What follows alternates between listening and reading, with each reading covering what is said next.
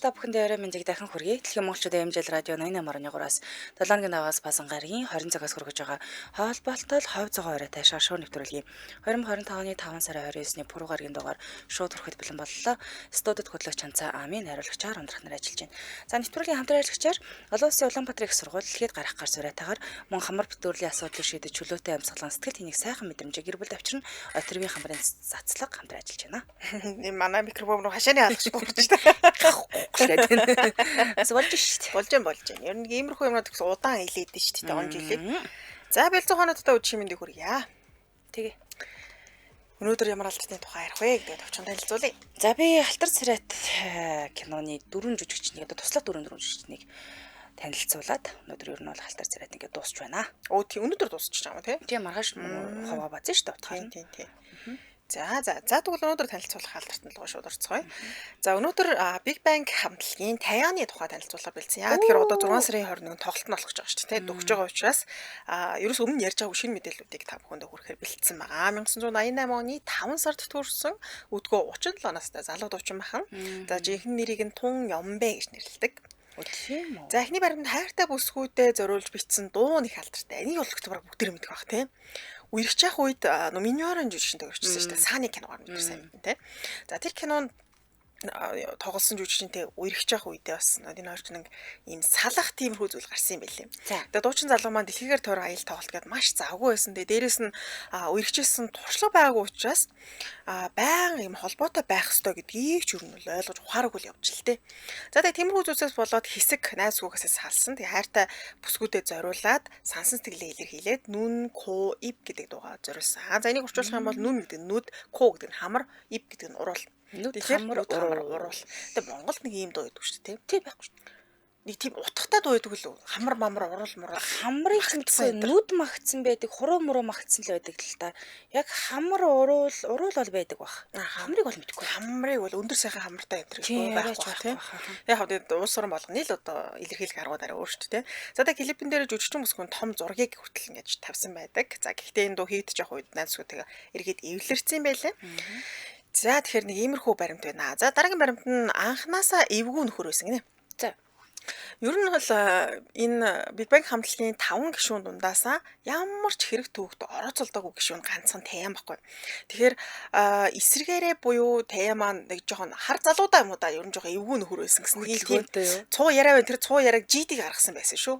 За амтлан гишүүн GD Таянтай уулзахдаа анх л уулзсан гэсэн үлдээд энийг жоохон эвгүй санагдсан юм байна л да.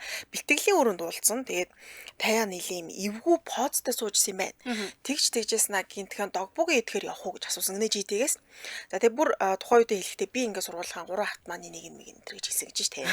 За энэ ч гэсэн яа сууд байр байгаа байдал нь ер нь жоохон эвгүй нөхөр байна да гэж бодсон. Тэгсэн чи дараа нь GD ахлах сургууль байхдаа бүтггүй хүмүүс түүний ингээд үзсэн нөө яана манай сургуулийн алдартай ирсэн үү энэ тэргээл бас нэг бэлтгэдэг ч учраас те гоод олон гэл ингээл жоохон юу гэдэг үдсэн л юм байна л да. Тэгсэн чинь Таян гэнтэй хажуунаас нь гарч ирсэн ээ. Нөө залуучууд бүгд мөрлөөл гарч ирэл жиюн чи зүгээр үнэ гэдэг бас өмөрчээсэн юм байна. Нэрэ атман байсан юм байна. Тийм тэгэхээр нэг атман гэхээс өөр юмд хүн туслаад яваадсан юм шүү те. Тийм л юм байна тийм санагдчихна. Ийм найзтай байхгүй шүү дээ. Тийм шүү дээ. Хэрүүл уруул хийх гэдэг чинь бас л асуудалтай шүү дээ.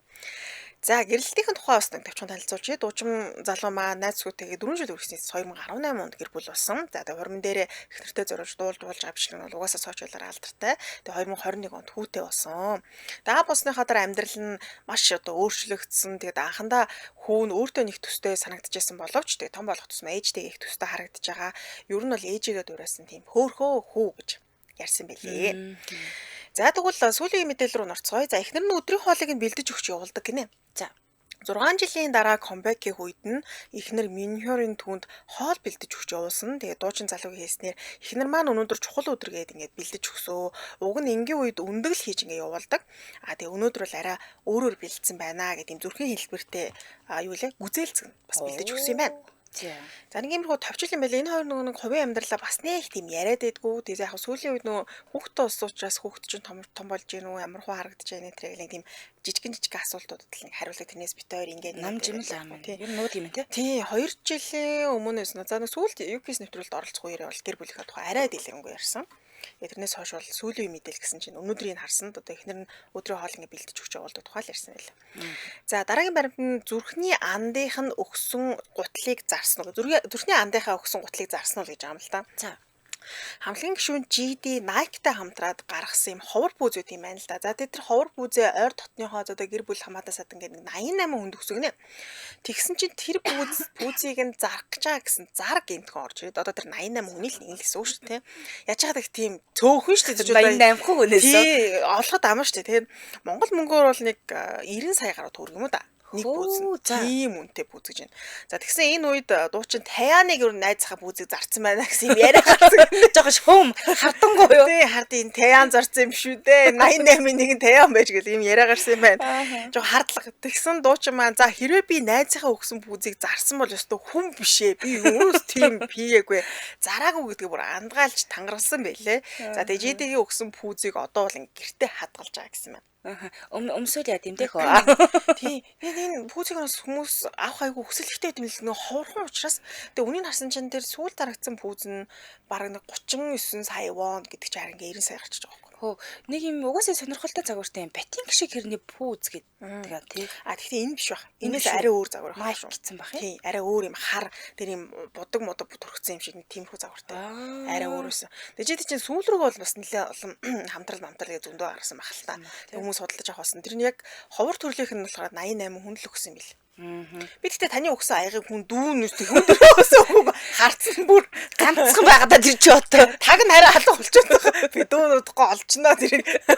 Ганц тэр бол 88 биш шүү. Бүр хардах хүн чи ганцаараа л яаж байгаа тэр нэг арай өөр сондгоо аяг байсан тий. Сов сондгоо аяг байгаа шүү. Доор нь аами энэ төр гэвчихсэн. Чамид гэж үгээд. Айгу нарийн тантандээ ус жижиг гарын үсгээ зурж маа ятаал энэ төр гэвчихсэн тийм нэг аяг. Тэгээд тэрийг заруул тэгэл дуусаач. Тэгэл чи юу нийцээсээ өөрийнхөө юм дээр л оруулсан дөө айгу. Тэр саяхан дээр зарахан гоё аяг авах уу. Аамигч доор нь оржсэн. Чи ягнал яаж нэ чи юу. За хоёул хамтраач танилцуу тий. За нэвтрүүлгийн хамтран ажиллагчаар олон улсын Улаанбаатар их сургууль дэлхийд гарах гарц сураад хамтран ажиллаж байна. За магадлал идэвхжлийн зорилго нь байгууллагын үйл ажиллагаа чанарын өндөр төвшөнд гүйцэтгэл үр дүнгийн тодорхой стандартыг хангасан байхад хүргэдэг байна. Тэгэхээр байгууллага магадлан идэвхжлэгдсэний дараа илүү их үүрэг хариуцлагатай болж өгдөг байна. Учир нь байнгын хяналт үнэлгээгээр магадлал идэвхжлийг хадгалах шаардлагатай болдог. За энд нь тогтмол тайлан гаргах, газар дээр нь очиж үзэх, эсвэл тухайн байгууллага шаардлагатай стандартыг үргэлжлүүлэн хангаж байгаа эсэхийг шалгах юм аудит багтдаг юм байна. За эдний эсэлт 2025 оны 6 сарын 23-наас эхлэн хичээлийн жилийн хичээлийн одоо 1-р байранд байсан шүү дээ бүртгэгний. Энэ бас манай сургуультай би 1-р байр нь өдөржингөө явдаг гэсэн. За тэгээ онлайн эсэлтийг эсэлт IUU.edu.gm гэсэн сайт руу бас орж хийх боломжтой. Магадлалын идэвхжлийн шалгуурын хувьд бол магадлалын идэвхжлэлд хамрагдахын тулд их сургуулийн сургалтын хөтөлбөрүүд нь ихэвчлэн одоо маш олон зүйлсийг багтаасан наривчлан шалгуурыг хангасан байх ёстой гэнэ. За хичээлийн хөтөлбөрийн хувьд хөтөлбөр нь тухайн судалгааны салбартай холбоотой суурь ойлголт агсан сэдвүүдийг багтаасан цогц сайтар боловсруулсан сургалтын хөтөлбөрийг санал болгох ёстой байдаг. Тэгэхээр ерөнхийдөө юу хэлэх гээд нэхэр сургалт сайтаа буюу те яг танд одоо тэр сургалтын төлбөрөд ч өгж байгаа шүү дээ. Тэгээд тэрэндээ дүүцэх хэмжээний мэдлэгийг бид нар сургуулиас олж авах ёстой байдаг ш. Тэр талаас нь хэлээд байгаа гэсэн үг. За бас нэг гол мэдээллийн хувьд оюутны дэмжлэг үзүүлэх үйлчилгээ гэж байдаг. За энэ маань хөтөлбөр нь оюутнуудад эрдэм шинжилгээний зөвлөгөөх, ажил мэргэжлийн зөвлөгөөх, сургах зэрэг цогц дэмжлэг үзүүлэх үйлчилгээг санал болгохоос гадна оюутны байгууллага, баг хурал, сүлжээний арга хэмжээнд оролцох боломжийг олох ёстой байдаг. За тэгээд үнэлгээ бас одоо юу гэдэг тасралтгүй юм сайжруулалт хийгдэж явдаг. Хөтөлбөр нь оюутны сургалтын үр дүн, хөтөлбөрийн үр дүн, одоо үр нөлөөг нь үнэлэх, нарийн тодорхойлогдсон үйл явц, за мөн эдгээр үнэлгээний үр дүнд үндэслэн тасралтгүй сайжруулах механизмтай. За ингээ хэлэхээр нэг хүн жоохон ойлгомжгүй болоод тасралтгүй сайжруулж яхах л ёстой л. Тийм, ерөнхийдөө тийм бидний авч байгаа тэр одоо мэдлэг мэдээллийн хувьд бол байнгын сайжруулалт хийгдэж явдаг л гэсэн. За Монгол улсад хамгийн их тэтгэлэгтэй их сургууль гэж явдаг. За 2024-с 2025 оны хичээлийн шинжилд одоо эсэгчтэй зориулсан тэтгэлийн яах юм бэ гэхээр 40% тэтгэлгийг 500-аас 599 оноотой эсэгч авах нь 50% тэтгэлгийг 600-аас 649 оноотой эсэгч авах нь 70% тэтгэлгийг 650-аас 699 оноотой эсэгч авах 100% тэтгэлгийг 700-аас дээш оноотой эсэгч ингээд авчдаг байна. За Монгол улсын засгийн газраас олгож байгаа бүх төрлийн тэтгэлэгт хамрагдах боломжтой. Бүх мэргэжлийн оюутнууд нь солонгос, англи хэлийг чөлөөтэй эзэмшүүлээс төгсдөг тийм ээ. Нэгдүгээр курсээс зөвхөн одоо солонгос хэлний англилтгүй бүгдээр сонгон суралцах боломжтой байдаг. Тэгээ би ч гэсэн сурж байхдаа жилийн мэдээлэл бол авч ирсэн тий. Тэгэхээр тэтгэлэг авах боломжтой Яг өөр үнэ. юм байдаг гэсэн. Сургуулийн чанараараа эхний 8-д орд юм байна. Монгол улсын эхний 20 ирэмлэгдэх сургуулийн эхний 13-т орчдөг юм байна. 4-р удаагаа магадлан итгэмжлэгдсэн. 2024 онд 10 жилээр магадлан итгэмжлэгдсэн байна. За дэлгэрэнгүй мэдээлэл авах холбогдох утасны дугаар 8947 2026 8947 2026 гэсэн дугаарлал холбогдорой. Зарыг байршлууд Баян зүрх төргийн 13 дахь хороол Сандэ плазын хажуудалд байрлах Олон улсын Улаанбаатар их сургууль гэж байгаа. За тэгээ сошиалайг нь Олон улсын Улаанбаатар их сургууль гэдэг хайхаар ерөнхийдөө бол дэлгэрэнгүй мэдээлэл нь гараад ирнэ. Ороод үзээрэй. Баярлалаа хамтраж байсан Олон улсын Улаанбаатар их сургууль дэлхийд гарах гар зөрөөтэйгээр хамтраж ажиллаа. Баярлалаа. За ингээд мэдээлэл өргөжлүүлье. За зүрхнийхээ андын өгсөн гутлыг бол манай хүн зараагүй л гэж хэлээ. Тэгж гисэн аяхын зараагүй л байгаа гэж. За дараагийн мэдээлэл түүнийг мэдэхгүй олон залуус байдаг болжээ. 2006 онд урлагийн гарга эхлүүлсэн учраас 2006 оноос хойш төрсөн хүүхдүүд түүнийг танихгүй тохиолдол гарч байгаа гинэ. Тэгтээ дуучин залуу маань аль болох сүүлийн үеийн залуучуудтай хөл нийлүүлэн алхахын тулд их хичээж байгаа. За бүр одоо сүүлийн үеийн залуучуудыг хэрэгэлдэг модны үг хэллэгүүд шүү дээ. Тэрийг цээжилж явдаг юм байна. За мөн алдарт BTS хамтлагийн Jimin, Blackpink хамтлагийн Lisa нартай уран бүтээл гаргаснаар хүмүүсээс тодорхой хэмжээтэй залуучууд бол мэддэг болсон гэсэн мэл. Тэгээ 2006 онд гарсан гэхээр нэрээ би бол яхаа мэддэг. Гэхдээ манай дөрөв нэрээ мэдгүй л. Танихгүй бах уу? Тийм бид байна гэхээр тийм.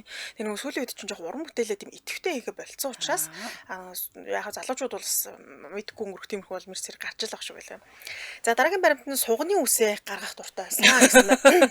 Яс эвгүй. Тийм шүү дээ. За дуучин харгаалсан сак. Тийм шүү дээ. За дуучин залуугийн бичлэгүүдийг үзвэл сугны үсээ хусаагүй байгаа нь илт харагддаг. За одоо бол нөгөө аялууд чинь эрэгтэй ээж, эмэгтэй ээж, сугны үсээ гаргана гэдэг бол бас ховрын тохиолдол. Зөвхөн нь бол эмэгтэй аялууч гэсэндээ сугны үсээ гаргацсан дуулаад явж исэн бичлэгүүд бол зөндөл байдаг л да. Одоо ингээд суг мууныхаа үсээ гаргана гэдэг бол бүр ингээд байж боломгүй гэх юм уу.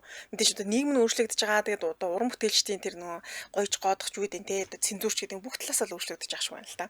За гэвч дуучин залууг дуучнаар ажиллаж явах үед нь сугны үсэнд бол нэг айхтар анхаарал хандуулдаг байсан юм лээ. Нэг тооддоггүйсэн юу? Тийм одоо сугны үстэй байна уу, үсгүй байна уу гэдэг те. Эрэгтэй хүн байж ивэл зүгээр хийдэг шин. Тань тэг санагдав. Надад бол тэгж санагдав. Ингээ гүлээлгээд ингээ авчих нэг юм сонио. Надад бол байхгүй л зүгээр. Яг сугных нь үснэ л байж ивэл зүгээр. Байж ивэл зүгээр санагдаад байна. Тэр нэг бас сагсаалагмаар байна. Сагсаалагмааргүй байна. Байхгүй хэр хөлний ус бас байхгүйсэн. Хөлн байжсэн зүгээр шүү дээ. Хөлн. Тэгвэл хөл шал өөр юм ярьж байна. Дүүн тийм мэдгүй. Толгоондоо үстэй зүгээр шүү. Юу гэдэг. Таныг тэгсэн чинь нэрээ сугандаа л үстэй бүх ус байхгүй гэхээр хөмсгч байхгүй. Die сарм ус бүх ус байхгүй. Ер нь жоохон сөрхийл зал харагдана. Гэт яг өөрөө тэр нөгөө сугны үсийг нь хараад нэвтрүүлд оролцох үеэр л хөтлөж асуусан л л те. Та гэхдээ энэ сугны үсээ бол ер нь яг юм хагас янзалсан байсан байна. Тэгээ жоохон хайчж мэлсэн байсан уу гэдгсэн. Хүү би ерөөсөө тийм оролцсон юм бол байхгүй. Байгалаасаа ургацсан тийм чигээр л би оргиор. Тий сугаа гаргасан гэж тайлбар өгсөн байлээ. Ориг нь энэ бах нэ. Тий тэгээд хойд угаас нэг арчилдаг байсан юм шиг үлээ. За дараагийн баримт нь оройн цагаар зураг авалтанд орохыг илүүд үздэг гэсэн байна. За учир нь дуучин залуугийн би амархан нөгөө юм хөөчдөг гинэ. За. Солонгосчууд ч одоо энэ дээр нэлээд анхаарал хандуулдаг шүү дээ. Монголчууд бол нэг тэгдэг бах те. Надад тэг санагдаад байна шүү дээ. Өглөө босоод чи ямар хавдцсан. Би солонгос хүнээс ангууд би дүүнээрээс нүүр мөр хавдан ч гэсэн ойлголт байхгүй. Задуулсан байгаа шүү дээ. Жуулчинд явсан чинь нэг хоёр залуу намайг өглөө би нойрмогчтой босч. За манайхан босоо унаандаа суугс. Чаагийн ямар амар нүүр чи хавдсан би яага хавдсан бүр нүүр. Яа тийм нүүр хавна гэсэн ойлголт байхгүй надаа. Тэгээд тэгсэн чинь солонгосчууд бол тэрэн дээр маш их анхаардаг. Яг өглөө босонгууд ингээ нүүр жоох ингээ хавдаад хавгнаж юугдэндээ хөөчдөг шүү те. Тэрэн дээр их анхаарал хандуулдаг юм байлээ. Тэгээд дуучин залууд тэр компанийн төлөөлөгч хэлсэн гинэ. Чи ер нь ингээд ийм жоохон хөөцсөнтэй нүүртэй байхаас илүүтэйгээр ингээд хөөлт чинь бууцсан байхтай илүүтэй харагддаг шүү гэж хэлсэн чинь одоо нөгөө ажил хэргийг нь зохицуулж байгаа тэр арын ажилчид бүгдээрээ дандаа үдээс хоош ингээд ажлыг төлөвлөдөг болсон байна. Төлөвлөдөг болсон гинэ. Гэхдээ өөрөө бол нэг юм хүсээлтэй. За би ч одоо их сайхан би өглөө хөөчдөг шүү манайхаа. Би ч орой л зураг авалтанд орно шүү гэдэг. Орой хөөлтөн бууд гэх. Тэгж хэлсэн юм бол байхгүй. Тэгэхээр арын ажилтнаа цагийн хуваарийг зохицуулдаг гэсэн. За тэгсэн нэг нэвтрүүлд оролцох үеэр нь дуучин залуу бас л нөгөө нэг компаниас л манай хүн ингээд орой ордог юм орой ордог юм гэлээ яагаад асууж яагаад танаа хүн орой орох гэдэг юм хөөцсөн байд юм аа өглөө. Тэгээ өглөөнийх нь зураг авалтанд нь жүжигчин Идун Кимбом нар оролцож явсан. Тэгээд энэ нэвтрүүлд оролцох үеэр дуучин Таяма нөгөө хоёртоо баярлалаа илэрхийлсэн байлаа. Та хоёрын ачаар жаахан хөөлт бууцсан байх таа би зураг авалтанд орлоо баярлалаа гэж хэлсэн байлаа. Цаг агаар магаарын онцлогоос асаалдаг бах уу тий халуун чихтэй юм онцлохоор өглөө өөр хөөчөд юм болов. Мэдгүй тэр нөгөө орой бас юм иддэг штэ юм идчихээр бас их хөөд гэдэг юм лээ гомь Тэгэхээр магадгүй гой мөгөөсөө хөөг хавдуулдаг. Гэтэ яг очоод ингэсэн ихний 7 хоног бол яг пимбис би. Ингээд юм хавгнаад юм болсон. Дүүдээ хэлсэн чинь нэг хаван буулгадаг юм гээд байт юм билээ. Тэрийг ууж зүгээр болсон. Би бас тэгж бодсон дүү. Гэхдээ би зүгээр таргалцсан л байсан юм билээ. Гэхдээ би бол амар хөөсөн. Та бол хөөцөн байсан юм. Цийгээд бүр ингээд. Харин ингээ анх очоод гэдэг байхгүй. Угаасаа будааны тарга маргаа одоо юу гэдэг хөөчдгөө. Тэгт чи нэг тэмчээд чи таргалаад байгаа бол биш ээ гэд. Тэг яг би жоохон өөрийгөө таргаллаад хөөгөөд байна гэж бодоод идээнсэн байхгүй. Тэгээ дараа Монголд ирсэн нөгөө хөөлтөө буутгүй юм гайхаад энэ хивээрээ тарга хивээл үлдчих юм баг. Тэгэхээр тэр хөөлтөнд бас итгээд хамаагүй идэж ууж болохгүй юм байлаа шүү. За дараагийн баримт нь сүнстэй таарсан төхөө нарцгоё. Оо за. За Big Bang хамтлагийн одоо урлагийн гараа эхлүүлээс өмнө бүгдээр ингээд хамт нэг одоо байранд байрлалдаг байсан байна л да. Тэгээ хамтлагийн гишүүд усанд орох үеэр гаднаас нь ингээд хин нэгэн хаалгыг ингээд цогтгоо. Эсвэл одоо унтраасан байгаа спикерээс гинтхэн ээж дууч мягардаа гэж энэ Таямд хэлжсэн байна. А гэхдээ Таям маань өөрөө нэг тийм юу гэдэг сүнс нэтгэж ч юм уу тийм тоодгоос учраас та нар ингээд салхимлын чимээ сонсол тэгсэн байлгүй дээ. Хийл юм сонссон баха гэд өнгөрсөн. За тэгсэн нэг зуны айгам халуун өдөр гадаа бороо ороод нилээ бүүдүр байсан гинэ.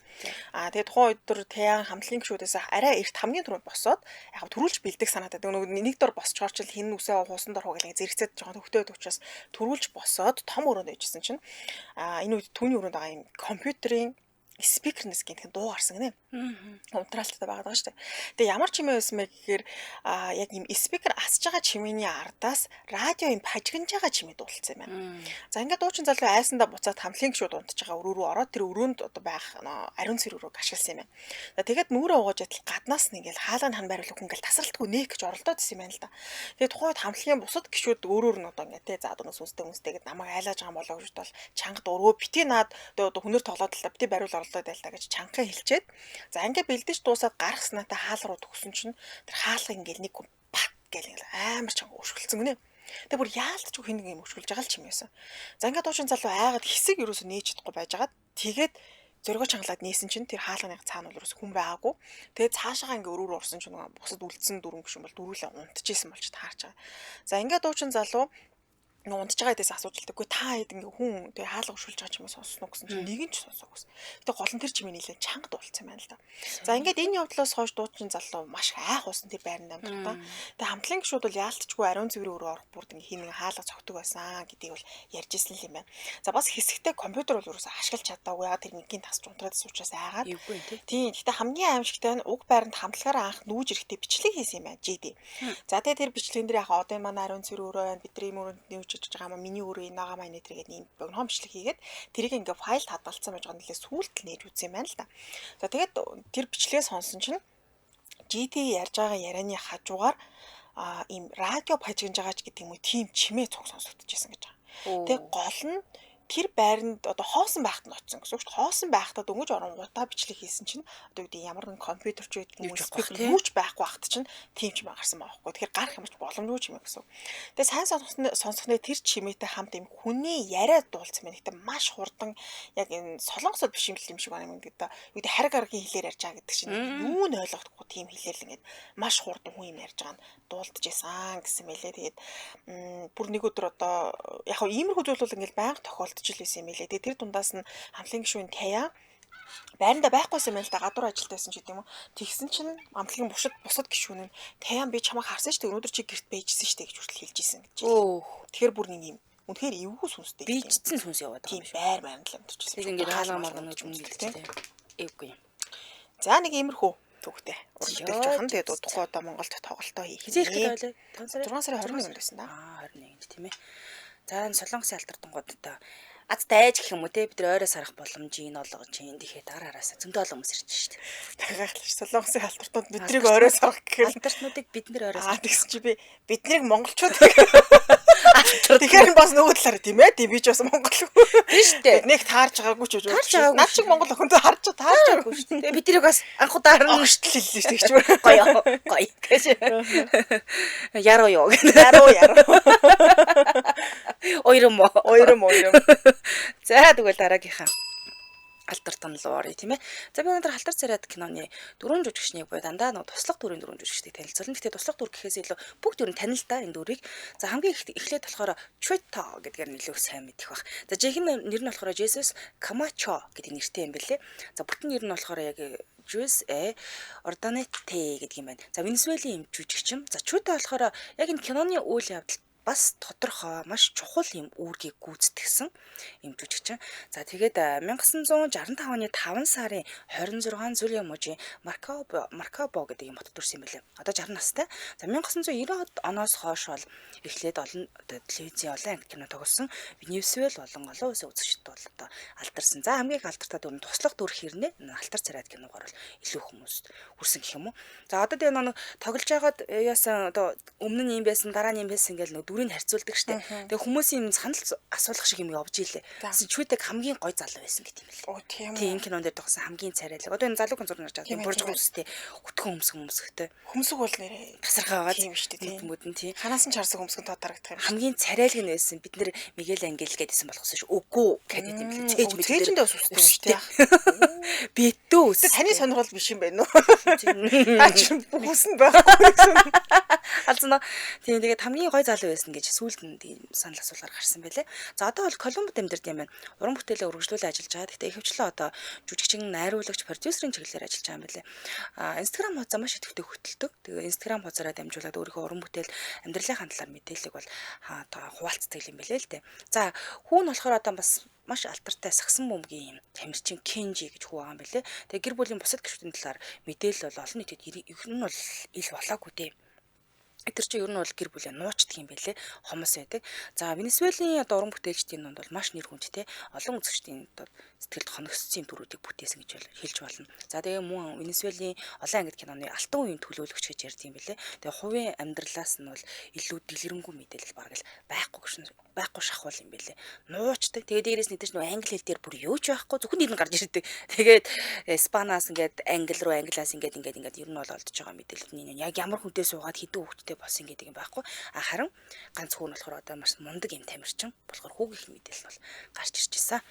За дараагийнх нь дүр нь болохоор Мария гэж байгаа. Мария болохоор Карина Гонзалес буюу Мигэл Ангелийн хамгийн баг дуу эмэгтэй охин дуу нахгүй. Тэгээ нөгөө нэг аав ээж нь одоо ээж нь юм да. Ээж нь бас дарамтлал нэг баян айлын биш нэг тийм өнгөт ярьстай залуутай суух гал жирэмсэн болчтой байхгүй. Тэгсэн чинь ээж нь ингээ хорн хариулаад охиныхоо нөгөө нэг юу төрүүлэхгүйгээд хүүхдийн төрүүлэхгүйгээд хорн хариулаад тэрвээр нэг юм болдгийг. За энэ санжээ үйл нэг юм охин байгаа. Бас нөгөө ээж авдаа жим жоохон дурггүй. Ээж авнахаар нэг баян айлын хүүхдээ хүчээр суулгах гад бас ингээд идэг. Өөрөө болохоор яг хайр сэтгэлээрээ суух гад ингээд идэг. Тэгээ хайр сэтгэлээрээ сууж чаддаг юм уу? Суудаг харин суугаад ингээд суух гад жирэмсэн болсон чинь тэгээд төрүүлдэг юм аа хүүхдийн зул бичдэг. Тийм нэг тийм харамсалтай дүр байхгүй.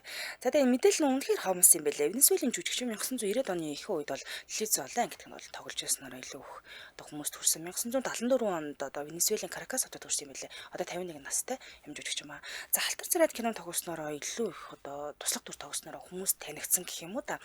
Одоо гол дөрүүдийн одоо тэр дөрүүдийн гэр бүлийн гишүүн буюу одоо тэрэ баян айлын хамгийн бага охины дүр тоглоснороо маш том үүрэг гүйцэтгсэн жүжигчин гэж ярьд юм байна. Одоо ингээд 51 настай байх үеийн зургийг найруулж өгч байгаа. Шал өөр болчихсон байлээ. Тийм байна. За дараад нь болохоор 20-тай эмэгтэй гэдэг 1991 оны кинонд бас тоглосон. Энэ кинонд бүтээсэн дүрээрээ болохоор бас нэлээд алдартай болсон байдаг юм байна. За хувийн амьдралаас нь дурвал Маригийн хувьд бол олон нийтэд бас мэдээлэл бараг л байхгүй шахуу. Тэгээд уран бүтээлийн замлын талаар дэлгэнгүй мэдээлэл нь бол ховор байд юм билээ. Тэгэд яг ямар өөр тэгвэл ямар уран бүтээл тоглосон юм бэ гэд хайсан чинь алтар царайд дээрээс нь энэ 20-тай эмэгтэй гэдэг хоёр кинонд л туслах дүр тоглосон.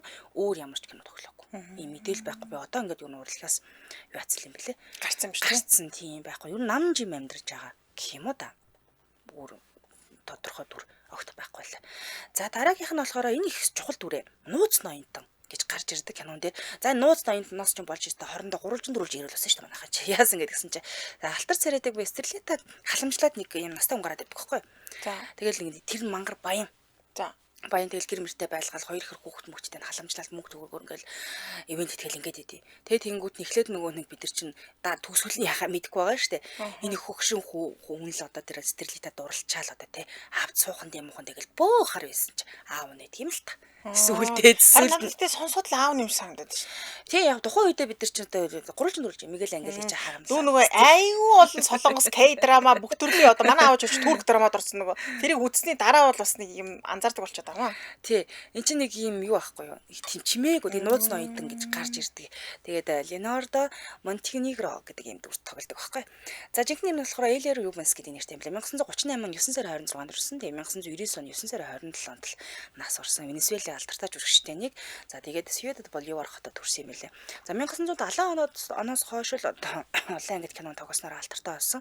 Тэр дундаа бол Венесуэлийн анхны өнгөт олон ангид кино тогсон гэдэг хүмүүс мэддэг юм байна. Өмнө нь нөгөө хар цагаан нарал гардаг байсан шүү дээ. Тэгсэн чинь өнгөт кино гарахад нь хамгийн анх тогсон юм жүжигч юм билээ. За тэгээд Төрлөх хотынхаа театрт өөрийнхөө зориулахын тулд буюу багасаа л урлах дуртай байсан ийм хүн 16 настай байхад 10 жилийн сургуулиа бүр орхисон юм билээ. Би жүжигчин болно гэж шийдээд дараа нь Каракас руу нүгээд за тэндээ болохоор Хуана Сужагийн хамт их сургуулийн театрт карьер эхлүүлсэн буюу багаас нь эхлээд ингээл явсан гэсэн үг л дээ. За тэгээд дараад нь болохоор тэр театрын бүлгийг бас байгуулж чадсан байт юм байна. Ингээ 1960-аад оны ихээр болохоор тэр Каракас телевизийн хөсөөсөн Венесуэлийн телевизэд ажлын гараагаа эхлүүлсэн буюу телевизээс авах ингээд ажлын гараагаа эхлүүлээд ингээ явж байгаа. Харин 72 он хүртэл яг кинонд туслах дүр бүтээж явж байгаад 1972 онд болохоор л олон ангид кинонд анхныхаа гол дүрийг бүтээж авсан гэж гарч ирсэн байдаг. За дараагийн 10 жилд нь болохоор телевизэс тэтгэвртэй гарсан. Ерөнхийдөө жүжиглэх болсон. Тэгээ 1992 онд болохоор Алтар царайд тоглоод эргэн ирэлтэд зарласан бүр нэг хэсэг чивчмэг болцсон. Ерөнхийдөө телевизийн л одоо уран бүтээлд илүү анхаарлаа хандуулдаг байсан бол намжин болцсон байжгаад Алтар царайд тоглоод нэг хүн байдаг ш тэгээд эргэн ирэлтэд бүм хийж чадсан байдгийм бай. Ингээд 90 оны ихээр бол тэгээд эргэлт буцалтгүйгээр жүжигчин болж чадсан байт юм байна л да. Түүний хамгийн сүүл тоглосон кино нь болохоор Боливар киноны байгууламжид галт өртөөд дуусч чадаагүй Венесуэлийн түүх гэдэг кинонд тоглосон юм. Гэтэ энэ кино нь одоо гараагүй гэсэн. Тэр байгууламжид галт өртсөн. Тэгээд кинонд бүрэн гүйцэд бас дуусаагүй юм билий. Харамсалтай нь Венесуэлийн түүх гэж бол кино байгаад гэдэг гараагүй юм байна. Залуутай айгуугаа залуусан маа. Тэгээд энэ дүрээр нь л гэтээ бид нэр илүү сайн мэддэг л болчих дээ. Ер нь бол энэ хэргийн эзэн штэ л гэсэн юм. Тэгсэн нилээ мунхралд оруулаад гурвалжин дүрлж юм болоод энэс ч Эстерлитаг харамлаад Мигэл Ангелтай суулгах гад бөө юм болдг юм өө. Эцсүүлд нь л нэг юм очрно болдг. Нэрнүүд нь өстой гоё те. Мигэл Ангел, Стерлита, Санта, Хороцо Гонзалес. Би Хороцог сонирхоод байна. Хороцо Гонзило бол Гонзило ч үлээ, Гонзила ч үлээ. Тийм билээ. Чанцил болохгүй. Чанцил, Хороцо шанцил. Яа Чайнаас үздэг нөгөө. За хамтрал шээ танилцуулъя. Хамрах төрлийн асуудлыг шийдэж чөлөөтэй амьсгалан сэтгэл хэнийг сайхан мэдрэмжээ гэр бүл авчирна Отрывын хамрын цэцлэг.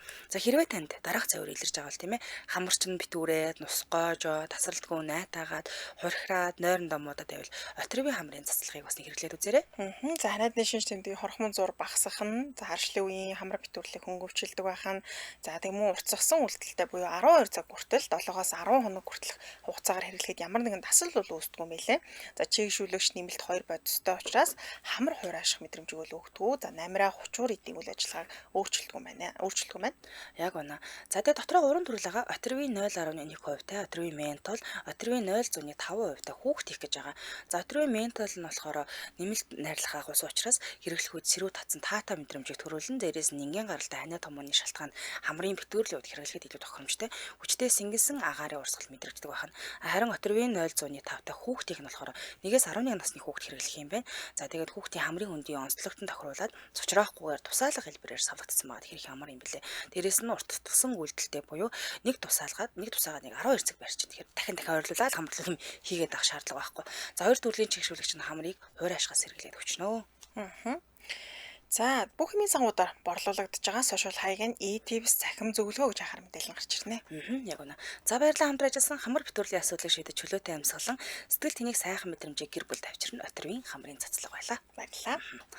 За ингээд үргэлжлүүлэн 4 дахь туслах дүрийг танилцуулъя. За би манайханд би тусламж авнаа. Би нэрийн санаад байгаа хэрнээ яг дүр нь яадаг вүлээ гэдээ бүр бодоод болдгоо. Тэгээ өнөөдөр бүр аргаа бараад 1-2 анги үзлээ. Тэгэхээр кино болгон дээр л уулна яваад байгаа юм л та. Тэгээ сайн талын дүр лөө, муу талын дүр лөө юм билээ гэдэг. Дээрээ ч ойлгомжтой. Би нөгөө дундаас нь л үзчихгүй юу та. Тэгэл энэ тэндээс нь үзсэн. Тэр чинь би эхнээс нь үзэнгүй хэдэн өдрийн болно шүү дээ. Дундаас нь үзэнгүүтээ за эн чи яадаг вүлээ гэд нэр нь байгаад идэг. Яг дүрийн сандаггүй. Кармело гэдэг дүр байгаа. За Кармело миний санаж байгаагаар одоо замуур аталыг ойрхон яваад идэг. Замуура? Кармило гэд яриад идэх юм. Ямар хэцүү бэ тэр нүгт. Үзээгүй юм. За манаас сонсогчид мэдчихээл Кармило яадаг вүлээ бичээд өгөөрэй. Тийм замуулаатай хамт байдаг юм. Замуулаа юу. Замуура гэдэг юм уу? За. Тий. За Кармило гэж дүүр яг яадаг вүлээ гэдгийг хэлээд өгөөрэй. Гэтэ ингээд харангууд тий ингээд шууд царайг нь танина. Тэгээд би кинон дээр тоглож байгааг харлаа. Таанч би санахгүй л байна Тэр да. аль нь ихж энэ хоёр хүний? Кармило юу? Тий. Аль нь? Кармило энэ дээр байхгүй. Тэгээ ундрагч чиний зургийг өгöd байгаа. Сая аавынхын зургийг өгч байгаа. Бас аавын танилцсан. Та өөрхөн яриад ундрагч өөрхөн харуулаа би одоо эрэгтэй хүн юм болов шүү дээ. Кармило ерөөсөө мэддэггүй. За тэгээд ямарч байсан би танилцуулъя. Цариг нараад бүгд саннаа санана. Энэ айгүй хэцүү амьдралтай байсан юм байна. Яасаг гэсэн чинь нөгөө улс төрийн хилмигдүүлэлт гэдэг юм айгүй хорч ирсэн юм хүн юм байна. Жихэнэ нэр нь болохоор Марселио Хорхе Ромо гэдэг нэртэй юм байна. За Сантьягод 1941 оны 4 сард 23-нд төрсөн. Тэгээд 2018 оны 1 сарын 23-нд таалалд өгсөн юм билээ. Чилийн жүжигчин, театрын найруулагч байсан. Тэгээд эх орондоо дээрээс нь Венесуэл, Мексик улс төрийн болон хуучин засгийн үед бол улс төрийн тэр нөгөө хавчлагад өртөөд Колумбудаас хэсэг ажиллаж байсан байдаг. За Сантьяго хотод төрсэн.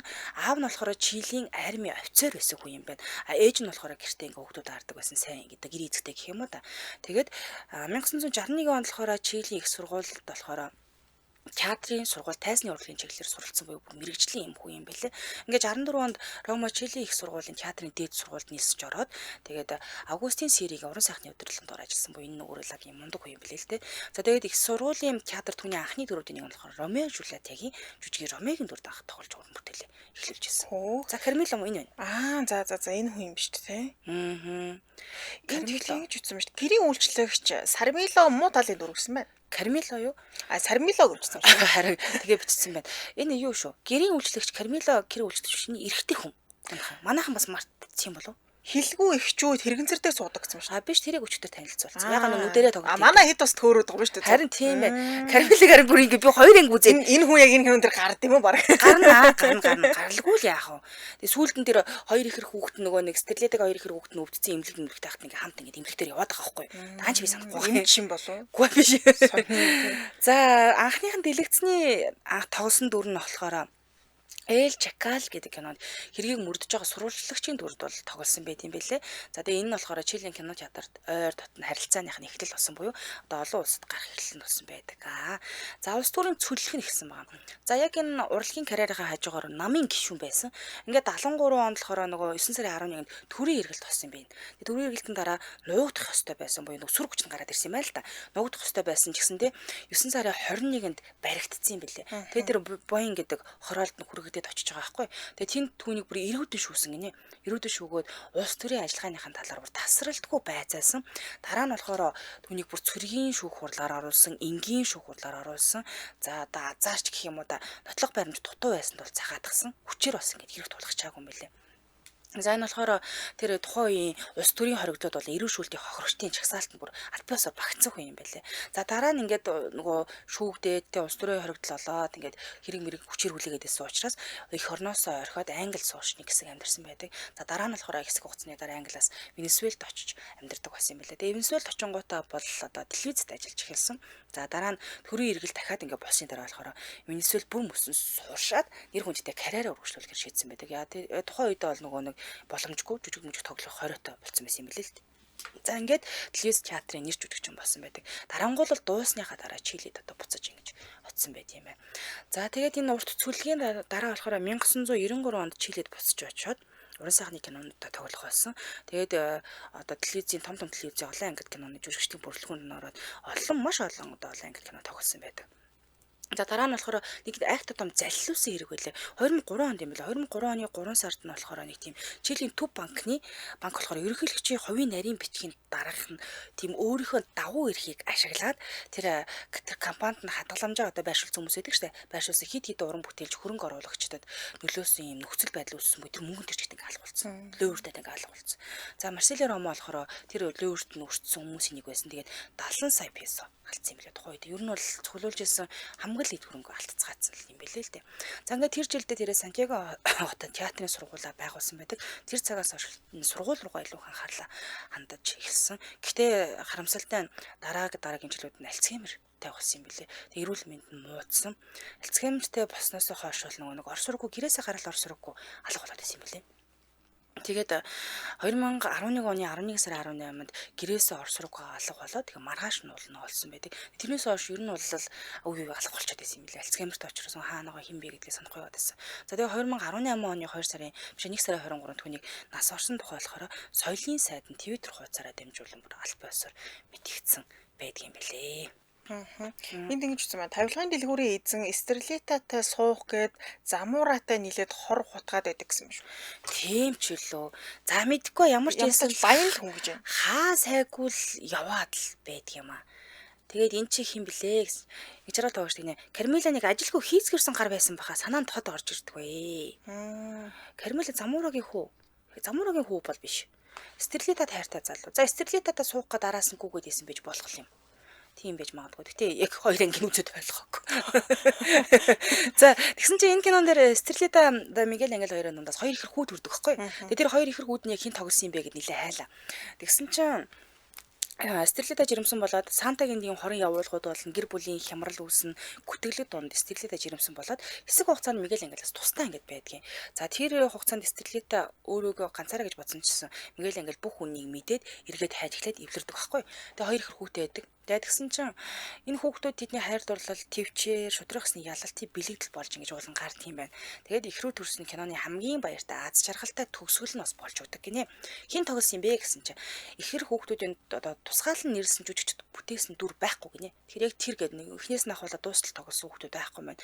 Энэ нэг дөрүүдийг болохоор ихэвчлэн 2-оос 3 сартаа нялх хүүхдүүд, няраа хүүхдүүдийг ээлжлэн тоглосон юм байна. Тэгэхээр нэг хоёр ихэр бол тоглоогүй. Тэгээд хичнээн ч хүүхд ээлжилж юм тоглосон юм байна. Боломжтойг нь ингээл тоглуулаад яваад исэн юм байна. Хүүхэд болохоор аргагүй бах тий. Тийм тэгээ ер нь бол нөгөө хүүхдийн дүрийг олон удаа сольдог аль болох бодтой байлгах зорилгоор жүжигчдийн нэрийг нь дурддгүй байдаг юм байна. За тийм нэл хүүхдийн дүр тэр тоглосон шүү гэж огт дурдахгүйгээр ингээд өнгөрүүлсэн юм байна л та. За нэг сонирхолтой баримтаас нь дурдвал Алтар царайд киноны гол дур Стерлитагийн дурд өөрхөн тоглож ирсэн. За тухайн үед телевизэн нэрт хөтлөгч юм бүсгүй тоглож ирсэн юм байна лээ. Тэгсэн чинь телевизэн хөтлөгчөөр үргэлжлүүлэн ажил ингээд урилгаас нь татгалцсан юм байна. Тэгээ за одоо хэнийг яаж тоглуулах вэ гэд байжсэн чинь тухайн үед нь болохоор телевизийн олон анги туслах кино туслах дүр тоглож байсан Сони Смитийг өөр хаш хийсэн. Тэгээд тэр ч өөрөө зөвшөөрөөд богино хугацаанд Сони Смит бол карьер маш амжилттай өссөн байдаг. Тэгээд сүүлд нь тэр хөтлөгч бүсгүй бас амаа барьсан юм байлээ л дээ. Би тоглосон болоод алтартаа олцсон байгаа шүү дээ. Тэгж өссөн. Тэгээд тухайн үеийн цалин мөнгөн те энэ кино хэр амжилттай байсан, энэ жүжигчд нь хэдэн дөрвийн цалин авдаг байсан гэсэн чинь яг тийм 1990-ад оны үед бол Венесуэл тийм хямралын үеэс учраас тийм актер өндөр цалин авч байгаагүй. Тэгтэл яг тухайн үед одоо кино тогложсэн жүжигчдээс бол хамаагүй өндөр цалин авч ирсэн гэж бичсэн байлээ. Яг тодорхой дүн гарч ирэхгүй лээ. За тэгээд Сони Смит тухайн үед маш завгүй байсан. Стерлитагийн дүр тоглосон тийм ээ. Өдрийн цагаар одоо киноныхаа бичлэгт орж байгаа. Тэгээд дээрээс нь мал эмнэлэгт ажиллаж байгаа. Тэгээд гэр бүл тижээр амьтдынхаа хооронд уугаад ингээд нэлээд завгүй байх хугацаанд кинонд тоглосон юм байлээ. За Алтар царайд кино болохоор олон улсад хамгийн их борлуулалттай одоо киноны нэг гэж үздэг 80 гаруй оронд хүрч чадсан юм байлээ. За тэгээ ер нь Латин Америкт хамгийн их нөлөө үзүүлсэн Венесуэлийн хамгийн алтартай бүтээлүүдийн нэг гэж тооцогддог. За тэгээд Монголд хамгийн анх удаа Латин Америкийн олон ангид киногоор цацагдсан гэж шүү. Тэгэхээр яг хамгийн анхны. Тийм учраас бид нар тэгж хуйлраад исэн юм байна лээ л те. За Бразилд болохоор Comprasto Passado гэдэг нэрээр цацагдсан юм байна. Португалд болохоор Estrela гэдэг нэрээр цацагдчихсан юм байна. За Колумбод болохоор анх хоригдчихсан юм байна энэ кино. Колумбод гаргаж ирсэн чинь энэ сонгийн дүрийг болохоор өдөөс хойш гаргаж ирсэн инээ гэсэн чинь энэ дэр чинь хүчирхийллийн агуулгатай гэдэг бүр хуулаараа ингээ хориглоод хууль шүүх болоод бүр шүүгээр ингээ орсныхаа дараа эфирээс бүр хасагдсан юм байна. Гарахгүй гэдэг энэ кино. Тэгээ дараа нь бүр ингээ буу юм болж хахад шөнийн цагаар цацагддаг болсон гинэ. Насан турш өчтөд л үздэг кино. Болж хөрсөн юм байна. Гарах гэж бас буу юм болжээ. За баярлаа. Гонзалес та. Манай хоёр гол дээр хоёр чи юм блэ гэж. Стерлита, Мигель Ангел. Мигель Гонзала биш байсан. Гонзала ч Мигель Ангел аахгүй юу? Хорооцоо Гонзалес. Хорооцоо Гонзалес гэдэг дүр байна. Тэгээ энэ кино бүр үзмээр санагдчих шүү сүултээ. Тэгэж нөө. Хитэн ангитай үлээ. Юу ээж да 190 мөрөлөө 100 200 гардаг ч үлээ дээ. Тэгээ 200 өдрийн турш монголчууд маань баг жилийн хит дашраараа тэнд орсон шүү дээ. Баг амьдрал зогссон юм шүү дээ. Тийм элээс энэ кино гарахаар гэмт хэргийн гаралт буурсан байлээ гэж. Гайхалтай. байна.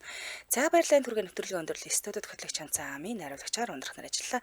Нэвтрүүлгийн хамтран ажиллагчаар Олон улсын Улаанбаатар их сургууль за дэлхийд гарах гар суурайтаагаар мөн хамар битүүрлийн асуудлыг шийдэж чөлөөтэй амьсгалан сэтгэл тэнэг сайхан мэдрэмжийг гэр бүл авчирна. Өдрийн хамрын цэцлэг байлаа. Гөрвжлүүлэн амар цаг нэвтрүүлэг улаан сонсороо түр баяртай. Баярлалаа. Баярлалаа.